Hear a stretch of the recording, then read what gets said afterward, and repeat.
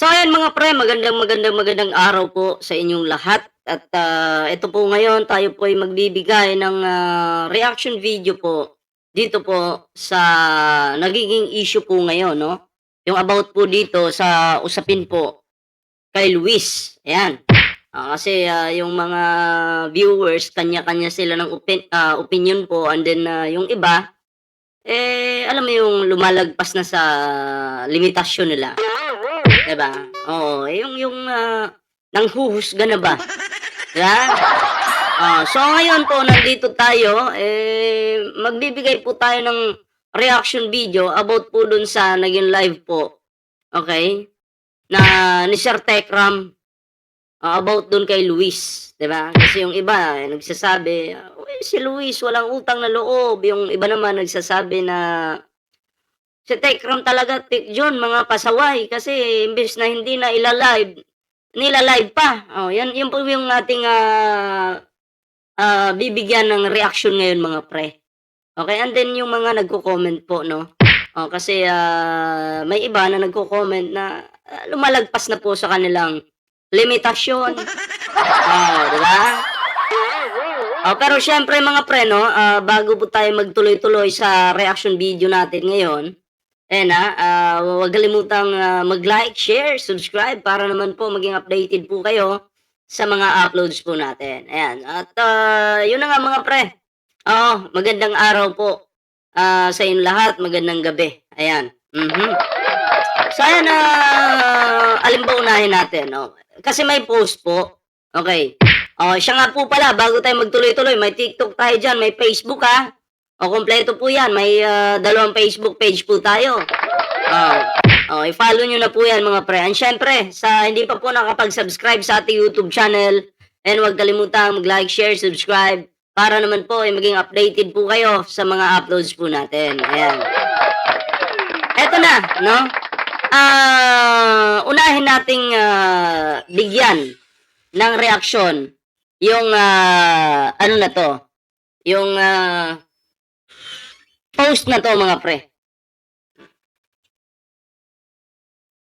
Higop lang tayo.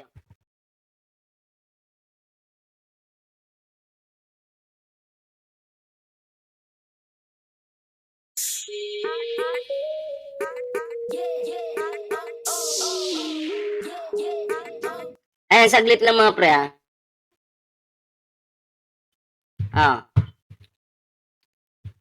Ayan, so eto na 'no, basahin po natin yung first comment.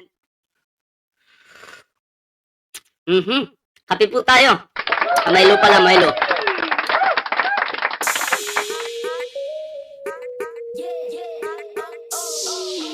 Okay, basahin po natin yung first comment mga pre.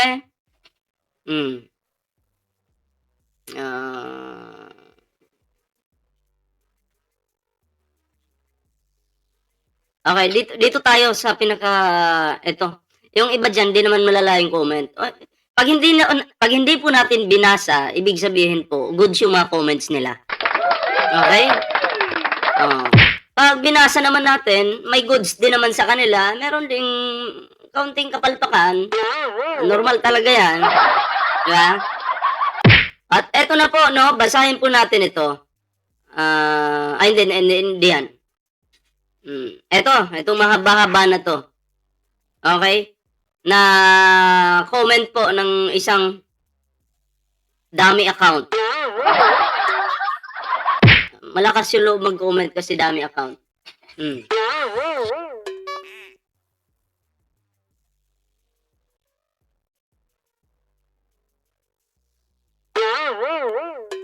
Okay, malakas po alam mo, yung malakas yung loob kasi ano po, may dami account, 'di ba? So basahin po natin ito. Ito po. Isa-isahin po natin ayon po dito, opinion naman daw niya. Sabi niya, opinion ko, I was expecting na last live na nila nung Father's Day. Kasi galing na sa kanila mismo na hindi nila i-disclose yung about kay Luis. At naiintindihan ko pa yung live na yon sa Father's Day. In fact, pabor ako sa pag-topic nila kay Luis nung live nung Father's Day. Kasi small part of portion lang yung mga nabanggit, which is okay lang kasi need din magka-idea ng mga viewers and especially the sponsors. But then, I was shocked last night, nag-live sila. Tapos topic si Luis. Diyan muna tayo. Alam mo kasi, pag ang mga viewers, okay, nag-topic ka about kay Luis na kahit kaunting issue lang, mag-aabang yan ng part 2, magtatanong yan. Yung iba nga dyan, nagme-message pa yan eh. Diba? Kasi yung iba concern, ano na nangyari kay Luis. Ngayon naman po, pag hindi naman po ito ni-live nila Tekram, ano po mangyayari? May magagalit sa kanila, 'di ba? Magkakaroon sila ng bashers. Ganun 'yun. So, para isang sagot na lang siguro, ito normal lang naman na i-live po nila yan. Kasi, unang-una, aware po si Luis nung dumating siya kina Tekram, vlogger na po si Tekram. So, lahat po ng mga activities or issues, siguro po, need naman nilang i-live kasi vlogger sila. At syempre, karapatan din pong malaman yan ng mga sponsors, mga viewers. Okay? Yan po yung klaro dyan. Tuloy po natin to. Dito na po tayo. Sabi niya dito, parang too much naman na yata. Tapos, pati laman ng letter, not totally the whole letter, sinabi pa nila. OMG. Kako, sabi na nila na hindi naman grabe yung about kay Luis. But why my live again last night? Ano sa tingin mo yung live nila last night? Grabe ba o hindi? Okay? Para sa akin, hindi malala kasi kaya pang solusyonan yun, mga pre. So, hindi siya malala. 'Di ba? Ayan, hindi siya grabe. Kasi si Luis, tahimik lang naman po. Hindi naman po katulad kay Dave na bumabanat, naninira. Si Luis, tahimik lang. Yun po yung ugali ni Luis. So, tanong ko lang sa inyo, bakit nyo ibabash yung Manalastas family or sila Tekram sa live nila? At bakit nyo rin ibabash itong si Luis? Alam nyo, sa totoo lang, hindi po dapat magkampihan dito na may kabilang grupo, may kabilang grupo. Dapat po, nagkakaisa. Diba? Hindi po dapat nakahati. Hindi po ganun. Dapat nagkakaisa kasi, syempre, normal po yan sa bata, mga pre, na hindi makikinig. Hindi naman kasi perfect yung tao. Lahat ng kabataan, may katigasan yung ulo. Diba? Lahat ng kabataan, may pagkakamali. Kaya nga, kailangan siyang ituwid at kailangan ng gabay. Diba? Yun. Kaya yung thumbnail natin dyan na, yung thumbnail siguro, nagulat kayo sa thumbnail natin na naging bastos na si Luis. Yan yung mga comment ng mga antay. Tapos, yung na title ko naman, thumbnail ko naman na about kay Tekram, yan din yung yung binabase ko lang sa mga comment po. Okay? Pero kung ako po yung tatanungin, wala po akong problema kay Luis at kay Tekram. Tek June, wala po. Diba? Dapat nga po ako, kaya ko ito ginawa ng nag-content.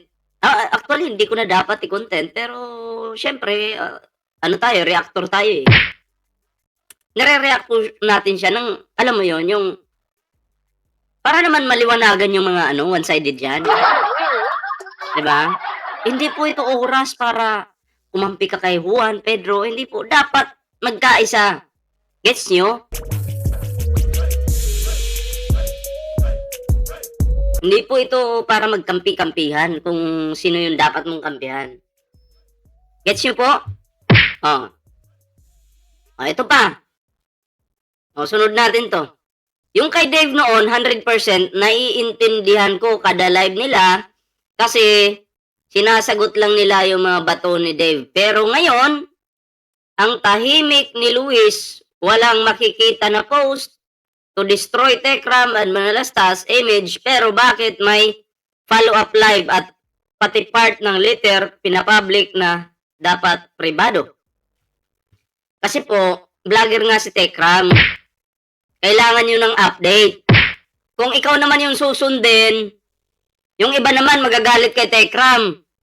Okay, so yung pinaka best way na gagawin ni Tekram is ipaalam sa inyo. Kasi unang-una, kayo, may ambag din kayo kay Luis.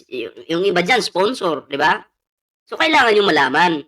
Well, dun sa letters naman, wala namang malaswa dun sa letters, wala namang pagmumura dun, wala namang, I think, wala namang pagmumura kasi hindi naman nagmumura si Luis. So, sa tingin ko, pwedeng i-public yun.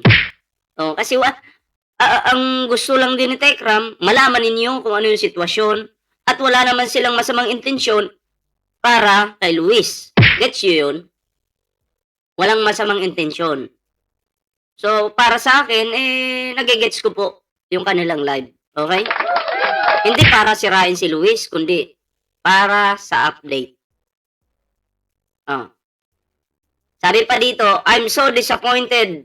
Lalo't diehard supporters ako. Kung diehard supporters ka, dapat malawak ang pag-unawa mo, diehard ka eh. Alam naman po natin mga diehard.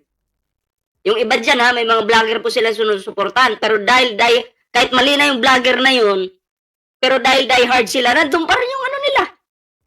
Yung suporta nila, kahit alam nilang mali na yung sinusuportahan nila. Ngayon, sasabihin mong diehard ka, dito pa lang, sasabihin ko na sa'yo, sinungaling ka. Diba? One-sided ka. Okay? Sinungaling ka, tandaan mo yan. Saksak mo sa utak mo. Oh. Tsaka, teka lang po pwede po kayong magbigay ng opinion, okay? Pero hindi po pwede na kayo mismo hahawakan nyo na sila Tekram sa leeg. Hahawakan nyo na sila Dave sa leeg. Hindi po pwede yung ganun. Diba? Oo, nanonood naman kayo, pero hindi porket ba na palagi kayo nanonood, may karapatan na kayong hawakan yung tao sa leeg. Control niyo yung tao. Diba? Kasi dito sa comment mo, parang gusto mo ikaw masunod eh. Ha? At huwag kang magsisinungaling sa comment mo. Ang sasabihin mo, diehard ka? Hindi totoo yan. Sinungaling ka. Ito pa, sabi niya, I don't tolerate sa mga taong nagdidiin sa taong nadapa na. Like, hello, bata lang si Luis. Anong laban niya sa ilang beses na live? Lalo, ni Tuldok, wala siyang nasasabi para ikasira nila Tekram. Same din po sa ginagawa nila Tekram. Wala din naman po silang live para ikasira ni Luis. Bagkos, sinasabi pa nga ni Tekram, maayos din to. Bakit po sila nag-vlog? Kasi vlogger po sila. Basic na lang yan. May utak ka, gamitin mo utak mo. Okay? Ako, hindi po ako galit kay Luis, Tekram, Tekjun, wala po. Ito, binibigyan lang po natin ito ng reaction video. Ayusin niyo po yung utak niyo. Laliman niyo yung pag-unawa niyo. Diba?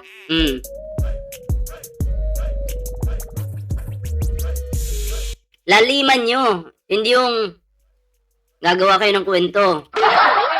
May sariling version kayo na mapanirang version. Kaya yung title po natin dito na Luis, walang utang na loob kay Tekram, yung mga ganon, or thumbnail, galing din po yan sa inyo. Okay, sa mga comment nyo. Hindi ko na lang po, ito dami ko sanang re-reactionan dito, pero hindi ko na siya ma-reactionan. Dami Pinipili ko na lang yung mga, talaga, katulad nito na medyo sablay. may punto naman siya pero medyo sablay talaga. 'Di ba? Hmm. Yung pag-live ba nila Tekram, kinasira po ba ni Luis 'yon? Ako po as a vlogger nanonood ako kay Tekram. Nanonood ako, nag-live si Tekram. Wala, kasi unang-una po kung mali na yung ginagawa ni Tekram, babanatan ko po 'yan eh. Wala naman po tayong pinipili dito. 'Di ba? Kasi kung ang live ni Tekram panira kay Luis, eh kinontent ko na agad sana ng talagang sampal kay Tekram pero hindi ko po ginagawa. Kasi ako po, binabalance ko po yung sitwasyon. Chine-check po natin yan. 'Di ba? Wala pong, kahit pa nag-live si Tekram doon ng paulit-ulit, wala pong ikinakasira. Walang ikakasira si Luis doon. Walang paninira na ginawa sila Tekram doon. Wala. Okay? Gets nyo po? Eh, kalmado pa nga sila magsalita eh. 'Di ba? Ay sasabihin nyo, paninira.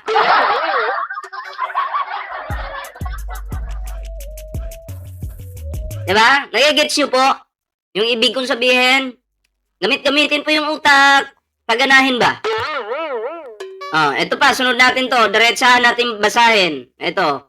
Kay Aida De Leon, sabi niya, malayo loob ni Luis sa kanila.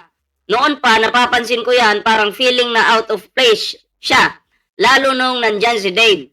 Panoorin nyo mga video noon. Si Dave, paborito nila. Lalo si John, lagi niyang kasama at very close siya kay Dave. Nangyayari kay Luis, naghahanap siyang love and care. Nakikita niya iyon sa mga kasama niya sa simbahan. Nakikita niya sa kanila yung closeness hinahanap niya. Ang tanong po dito, sino po yung may bahay ngayon? Si Dave o si Luis? So yun na lang po siguro.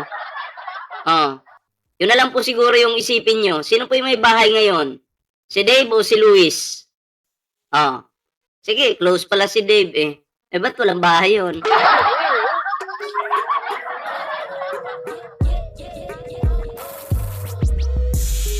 Diba? Eh, galing yung gumawa ng ano eh. Yung mga ganyan, dapat sinasarili nyo na lang. Sabi ko na nga ba, na dati, malayo talaga si Luis kayo no, kasi paborito, ganyan, paborito. Ang tao, may kanya-kanyang ugali. Okay? Si Dave, ang tingin ko kay Dave, makapal yung mukha, yung anytime, pwede sa camera, si Luis pumahiyain. Kaya siguro, bihira nyo lang noon mapansin sa camera. Yan yung observation ko. Diba? Yan yung observation ko. Si Dave, makapal mukha, hayaan na natin yun. Diba? Ano pa yung meron dito? Magbasa tayo ulit. Ito pa. Ayan. Sabi ni Artegenio Junalin. Sabi niya, sa tagal ko nang nanonood ng Tekram, ayaw ko ang tabas ng pananalita ni Tek Jun. Umpisa pa lang. Ay, nagtiis ka lang pala. Artregenio Junalin. Nagtiis ka lang pala kay Tek Jun nung umpisa pa lang. Simula nung nakita mo siya sa channel ni Tekram. Anong pala, nagtiis ka na? Wala kang magagawa. Huwag ka na manood. Para kang sardinas, pinagsisiksikan mo yung dugyot mong katawan sa channel ni Tekram. Eh kung ayaw mo sa tao, ba't nanonood ka hanggang ngayon? Ay, nako, wala na to. Nabaliw na.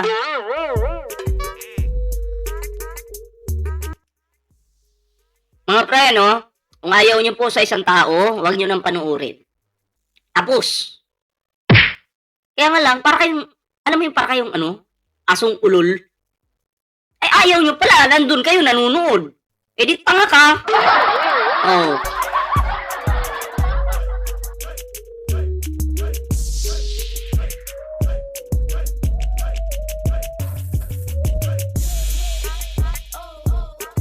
Sabi dito, sana naman, nag-live kayo. Andiyan si Luis para makapagsalita naman siya at matama ang lahat. Saka binasa ni Tekjon yung sulat para fair kung ano ang laman ng sulat. Praying na maayos lahat. Kasi yung live ni Tekram, di ko naman napanood ang buo yun. Kasi hindi na ako sobrang marites na tao talaga. Kaunting marites lang. Hindi ko po napanood ang buo yun kung pinakita ba talaga yung sulat o hindi. Okay? Pero sa tingin ko po, sila Tekjon at Tekram, hindi naman po yan magsisinungaling sa inyo. Okay? Parang wala pa kayong tiwala sa kanila. Hindi naman po magsisinungaling yan. Hindi po nila mararating ang subscribers na yan kung sinungaling silang tao. Okay? Gets nyo?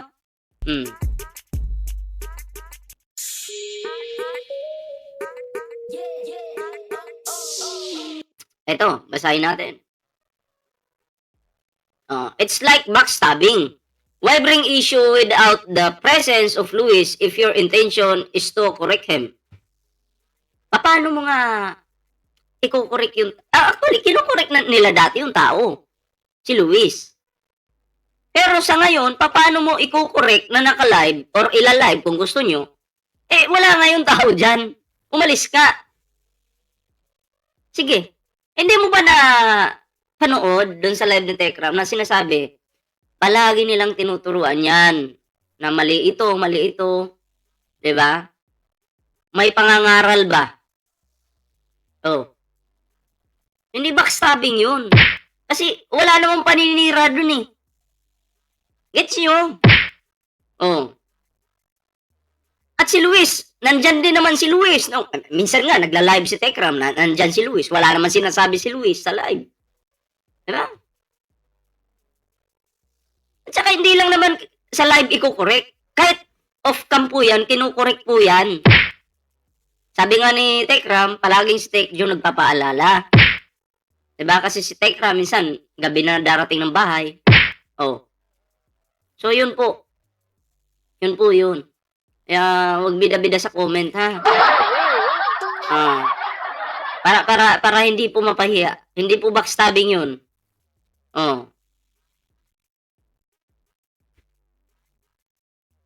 Bago pa magka-issue, wala na po si Luis dyan, umalis. Sinong Luis yung iharap mo doon? Iti-teleport mo. Ayun ako. Ito po ang last screenshot natin. Basahin po natin to. I-zoom lang natin. Wait lang. Alright. Yan.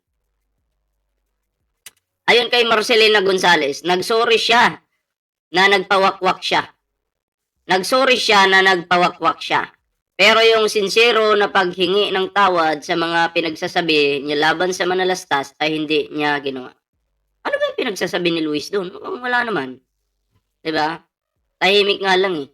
Itong isa pa tong wakwak na to eh, no? Gumagawa na rin ng sariling versyon. Gumagawa ng kwento niya ba? Sariling versyon. Nakakahiya ka. Nakakahiya ka, promise. So alam nyo na, di ba? May kampi kay Tekram, may kampi kay Luis, pero para po sa akin, kung makikinig po kayo sa akin, wag po kayong mamili. Di ba? Suportahan nyo po yung both sides. Di ba? Kasi hindi po malalim na issue yan. Si Luis naman, wala naman pagbanat na yung gustong sirain talaga si Tekram. Wala namang ganun. Si Tekjon naman, Tekram, nag-live lang po sila para ma-update po ang mga viewers. Okay? Ang community.